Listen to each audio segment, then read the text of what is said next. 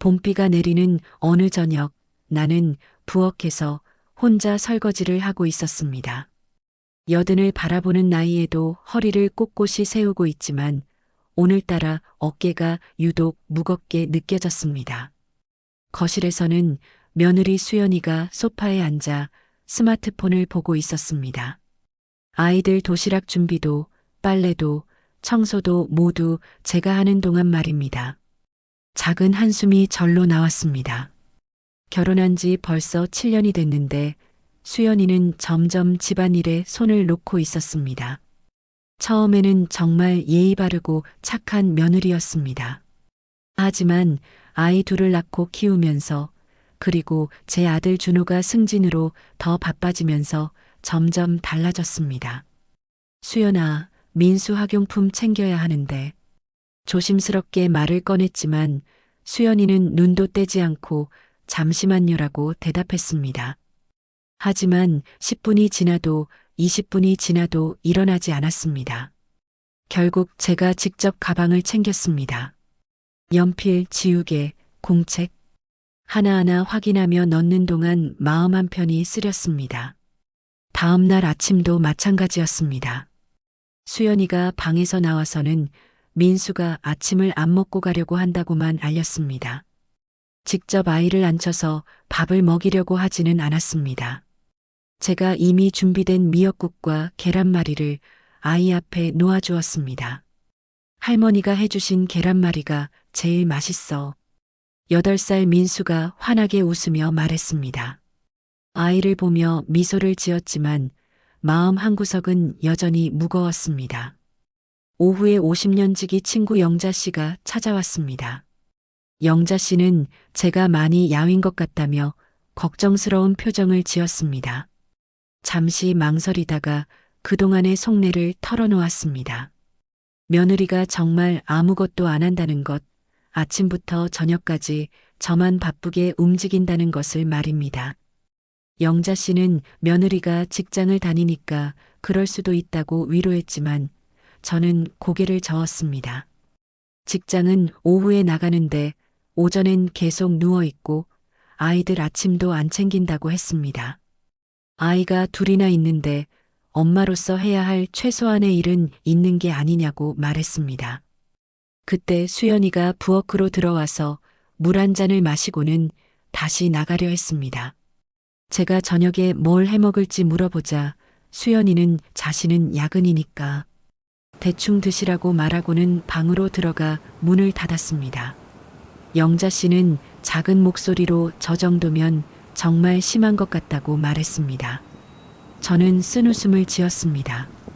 매일이 이렇다고 빨래도 청소도 아이들 뒷바라지도 모두 제가 하는데 이제는 정말 힘들다고 토로했습니다. 그날 저녁밤 11시가 넘어서 아들 준호가 집에 들어왔습니다. 저는 거실에서 뜨개질을 하며 아들을 기다리고 있었습니다. 준호는 피곤한 얼굴로 소파에 주저앉으며 회사에서 밥을 먹었다고 말했습니다. 뜨개질 바늘을 내려놓고 수연이와 좀 얘기를 해봐야겠다고 말을 꺼냈습니다.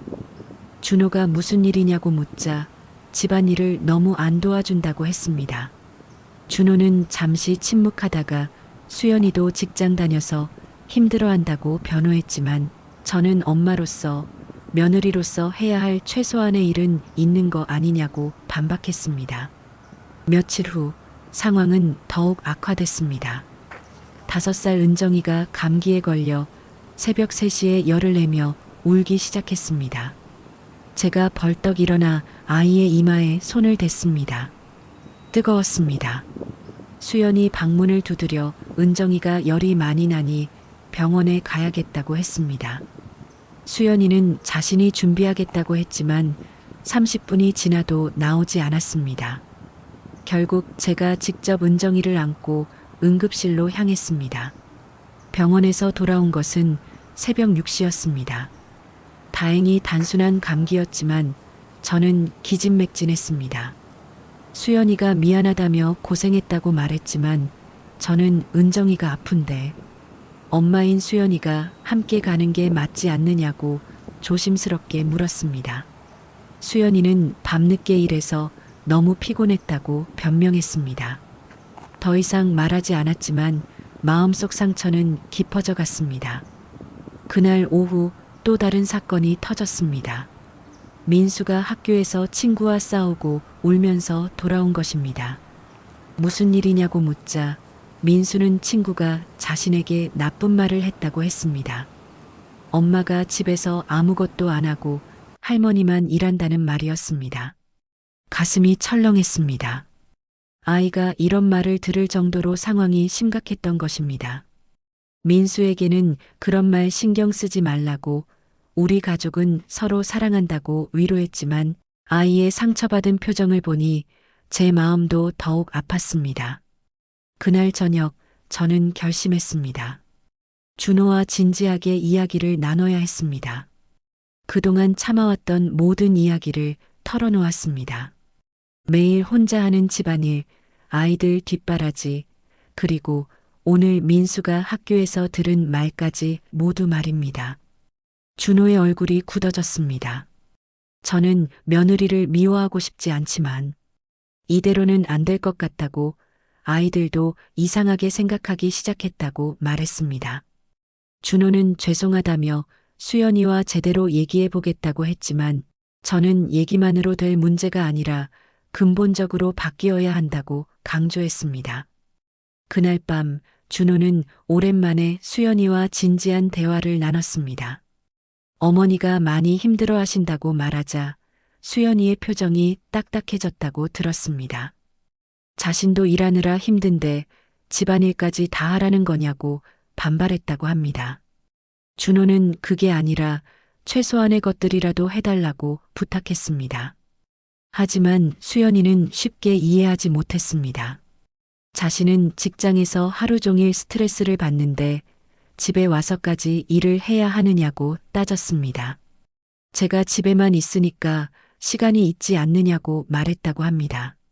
준호가 제 연세가 벌써 78이라고, 젊은 우리도 힘든 일을 그 나이에 혼자 다 하시는 게 맞느냐고 물었다고 합니다.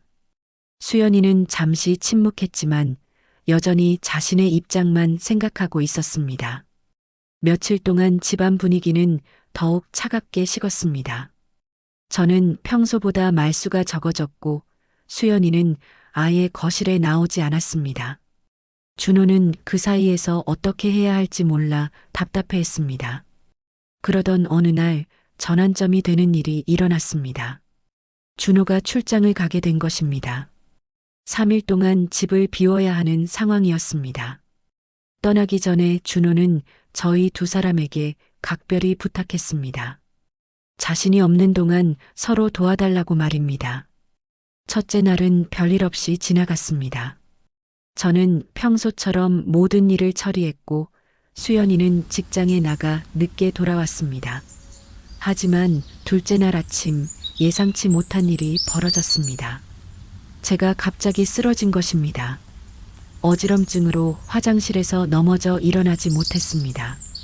다행히 큰 부상은 없었지만 몸을 제대로 가누기 어려운 상태였습니다. 수연이가 처음으로 당황한 목소리를 냈습니다. 급히 저를 부축해서 침실로 모셨습니다. 병원에 가야 하는지 물어봤지만 저는 그냥 좀 쉬면 괜찮을 거라고 말했습니다. 그날부터 수연이는 어쩔 수 없이 집안일을 해야 했습니다. 아이들 아침을 차려주고 도시락을 싸고 빨래를 돌리고, 처음 해보는 일들이 생각보다 훨씬 복잡하고 어려웠습니다. 아침 준비만 해도 1시간이 넘게 걸렸습니다. 밥을 하고 국을 끓이고 반찬을 꺼내고 아이들을 깨워서 씻기고 옷을 입히고 가방을 챙기는 것까지 제가 매일 아침 혼자 해내던 일이었습니다. 민수가 도시락 반찬이 이상하다고 투덜거렸습니다. 수연이가 서둘러 싼 도시락은 평소 제가 싸주던 것과는 거리가 멀었습니다. 수연이는 미안한 마음이 들었습니다. 그동안 당연하게 생각했던 것들이 실제로는 얼마나 손이 많이 가는 일인지 깨닫기 시작했습니다. 수연이는 직장에서도 마음이 편하지 않았습니다. 집에 혼자 누워 계실 제가 걱정됐습니다. 점심시간에 전화를 걸어봤지만 받지 않았습니다. 오후 내내 신경이 쓰여서 일에 집중하기 어려웠습니다. 저녁에 집에 돌아와서는 더 큰 현실을 마주했습니다. 저는 여전히 컨디션이 좋지 않았고 아이들은 배가 고프다고 보챘습니다. 설거지는 아침 그대로 쌓여 있었고 빨래는 반도 마르지 않은 채 널려 있었습니다. 수연이가 제 방에 들어와서 밥은 드셨냐고 물어봤습니다. 죽 좀 끓여서 먹었다고 대답했습니다. 수연이는 그제야 제가 아픈 몸으로도 혼자 끼니를 해결하려고 애쓰셨다는 것을 깨달았습니다. 수연이는 처음으로 저를 위해 요리를 했습니다. 서툴렀지만 정성을 다해 미역국과 계란찜을 만들었습니다. 저는 고마워하며 한 숟가락씩 떠먹었습니다. 아이들 저녁을 차려주고 씻기고 재우는 것까지 마치고 나니 밤 11시가 넘어 있었습니다. 수연이는 소파에 주저앉아 한숨을 쉬었습니다. 온몸이 쑤시고 아팠습니다. 이런 일을 매일 7년 동안 혼자 해오셨다는 것이 믿기지 않았을 것입니다. 셋째 날은 더욱 힘들었습니다. 제 컨디션은 여전히 좋지 않았고 은정이가 또 열이 났습니다. 수연이는 회사에 반차를 내고 아이를 병원에 데려가야 했습니다. 병원에서 기다리는 시간, 아픈 아이를 달래는 시간, 약국에서 약을 사는 시간, 모든 것이 예상보다 오래 걸렸습니다. 오후에 출근했지만 마음은 계속 집에 있었습니다. 제가 괜찮으신지, 은정이는 약을 잘 먹었는지, 민수는 학교에서 잘 돌아왔는지, 걱정이 끊이지 않았습니다.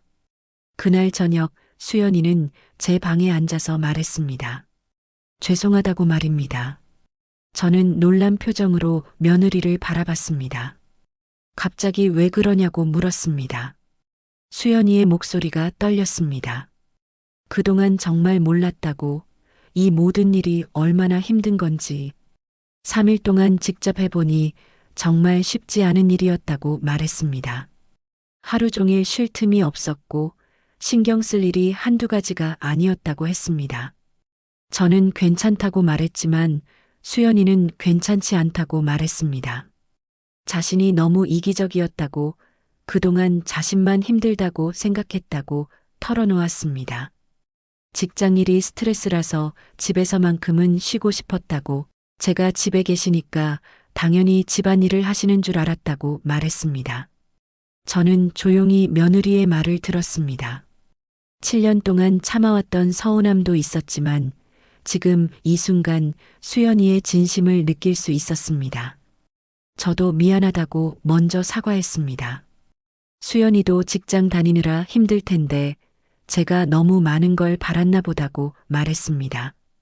수연이는 아니라고, 자신이야말로 엄마로서, 며느리로서 해야 할 일들을 너무 안 했다고 말했습니다. 저희는 그날 밤 긴 대화를 나눴습니다. 서로의 입장을 이해하려고 노력했고 앞으로 어떻게 함께 살아갈지에 대해 진지하게 이야기했습니다. 준호가 출장에서 돌아온 것은 나흘째 되는 날이었습니다. 집에 들어서자마자 뭔가 분위기가 달라진 것을 느꼈습니다. 저와 수연이가 함께 부엌에서 저녁을 준비하고 있었습니다. 준호가 제 안색을 살펴봤습니다. 수연이가 제가 며칠 전에 쓰러지셨다는 이야기를 전해 들었기 때문입니다.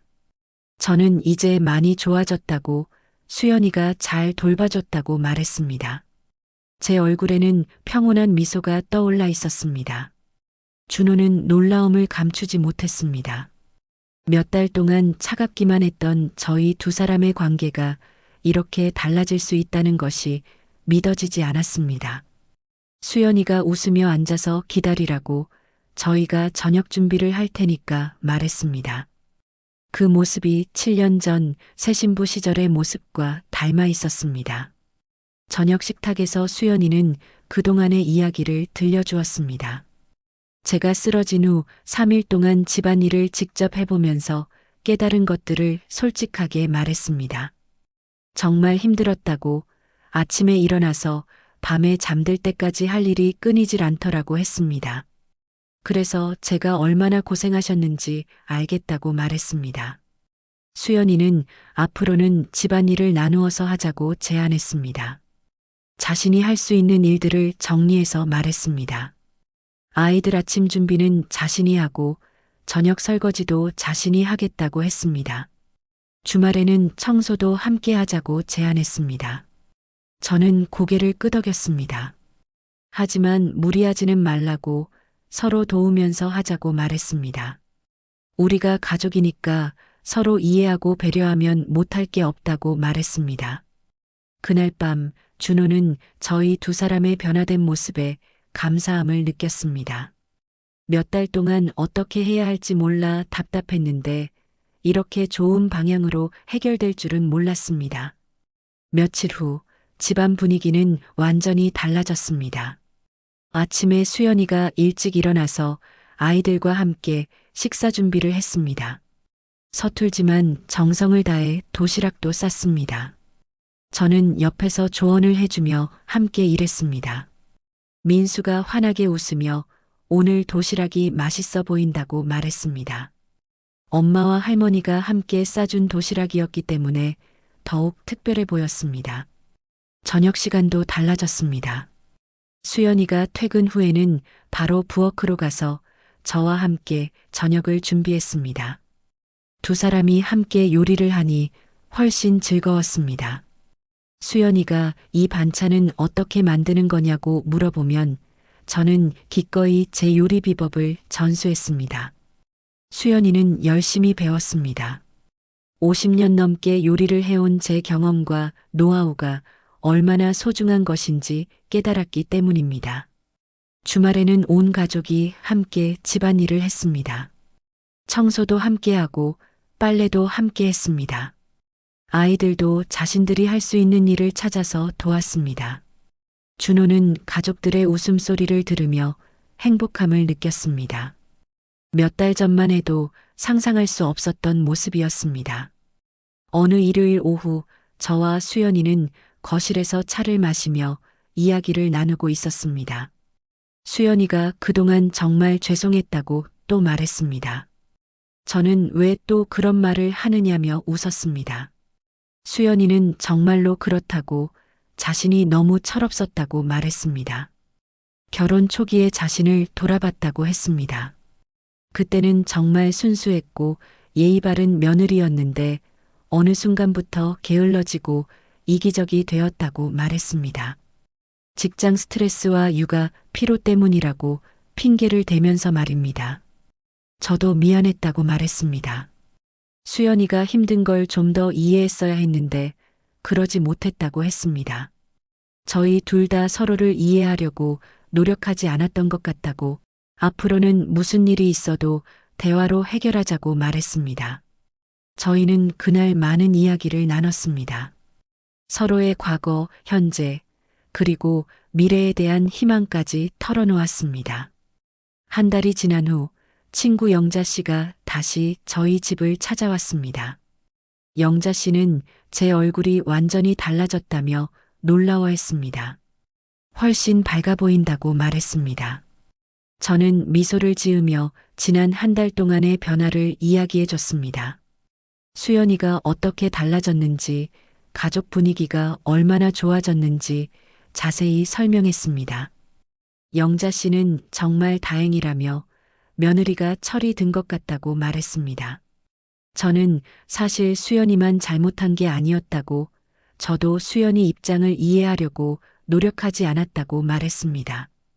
이제는 며느리를 진짜 딸처럼 생각한다고, 서로 이해하고 나니 정말 좋은 관계가 된 것 같다고 했습니다. 그날 저녁 온 가족이 둘러앉아 저녁을 먹고 있었습니다. 수연이가 만든 김치찌개와 제가 만든 생선구이가 식탁에 놓여 있었습니다. 아이들이 행복한 표정으로 밥을 먹었습니다. 저는 흐뭇한 표정으로 아이들을 바라봤고 수연이도 웃으며 어머니가 요리 비법을 가르쳐 주셔서 많이 늘었다고 말했습니다. 예전에는 상상도 할 수 없었던 화목한 대화였습니다. 준호는 이런 모습을 보며 가슴이 벅찼습니다. 몇 달 전만 해도 집에 들어오는 것이 무거웠는데 이제는 퇴근 시간이 기다려졌습니다. 가족들의 웃음소리가 있는 집, 서로를 이해하고 사랑하는 가족이 있는 집으로 돌아가는 것이 행복했습니다. 어느 날 밤 저는 수연이 방문을 조심스럽게 두드린 후 들어갔습니다. 수연이는 아이들을 재우고 막 침대에 앉아 있었습니다. 저는 수연이 옆에 앉으며 지난 몇 달을 돌아봤습니다. 정말 많은 변화가 있었다고, 서로를 이해하게 되어서 감사하다고 말했습니다. 수연이도 고개를 끄덕이며 자신이 정말 철없었다고, 이제는 진짜 가족이 된 기분이라고 말했습니다. 저희는 그날 밤 오랫동안 대화를 나눴습니다. 육아에 대한 고민, 요리 레시피, 그리고 앞으로의 계획까지 다양한 이야기를 나눴습니다. 7년 만에 처음으로 진짜 모녀처럼 마음을 터놓은 시간이었습니다. 그로부터 6개월이 흘렀습니다. 봄이 다시 찾아온 어느 날, 저는 마당에서 꽃밭을 가꾸고 있었습니다.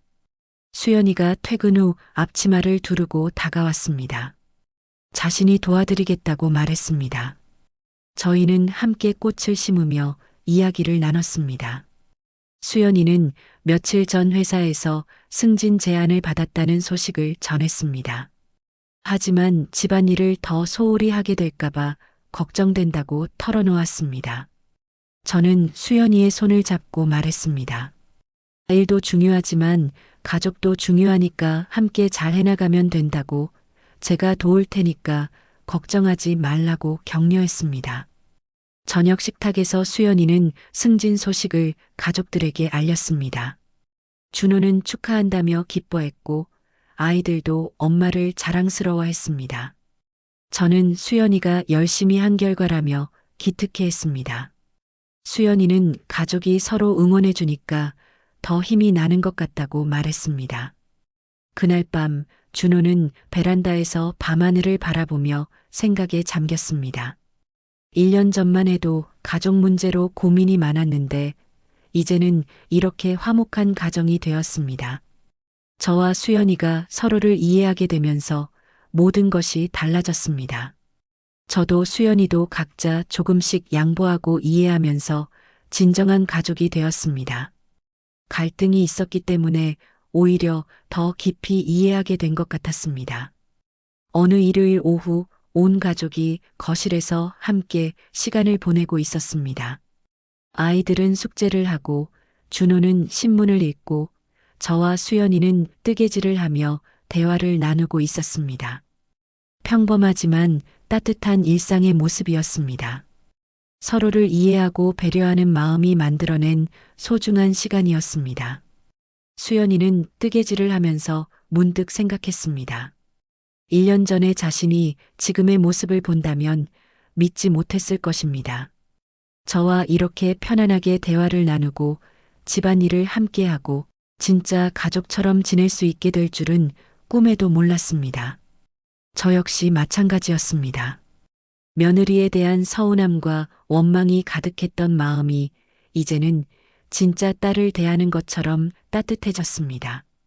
나이가 들어서 이런 변화를 경험할 수 있다는 것이 신기하고 고마웠습니다. 그날 저녁 수연이는 저에게 작은 선물을 건넸습니다.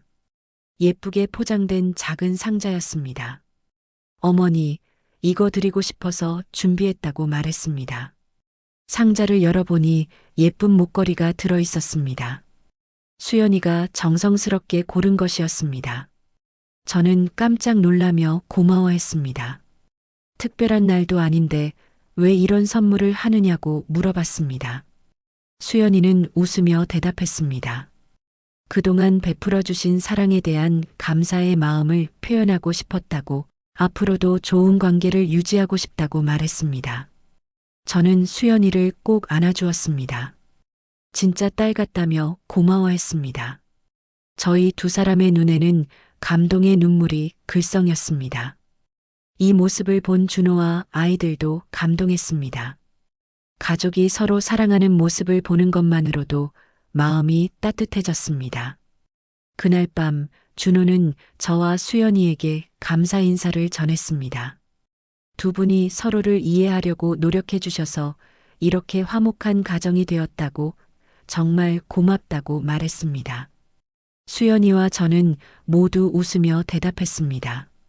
가족이니까 당연한 일이라고 앞으로도 서로 사랑하며 살자고 말했습니다. 봄밤의 따뜻한 공기처럼 이 집에는 사랑과 이해가 가득했습니다. 갈등과 오해가 있었지만 그것을 극복하고 나서 더욱 단단해진 가족의 사랑이었습니다. 저는 잠자리에 들면서 행복한 미소를 지었습니다. 70년 넘게 살면서 이렇게 따뜻한 가족의 사랑을 느낄 수 있어서 감사했습니다. 수연이와의 갈등 때문에 힘들었지만 결국 더 좋은 결과로 이어졌습니다. 수연이도 마찬가지였습니다. 저에게 진심으로 사과하고 자신의 잘못을 인정한 후에 얻은 평화로운 마음이었습니다. 이제는 정말 이 집의 며느리, 이 가족의 일원이 된 기분이었습니다. 마음의 다리가 놓인 것입니다. 서로를 이해하고 사랑하는 마음으로 연결된 든든한 다리였습니다. 이 다리는 앞으로도 저희 가족을 더욱 단단하게 이어줄 것입니다. 집 전체에 평온한 정적이 흘렀습니다. 각자의 방에서 편안한 잠에 빠진 가족들의 얼굴에는 만족스러운 미소가 떠올라 있었습니다.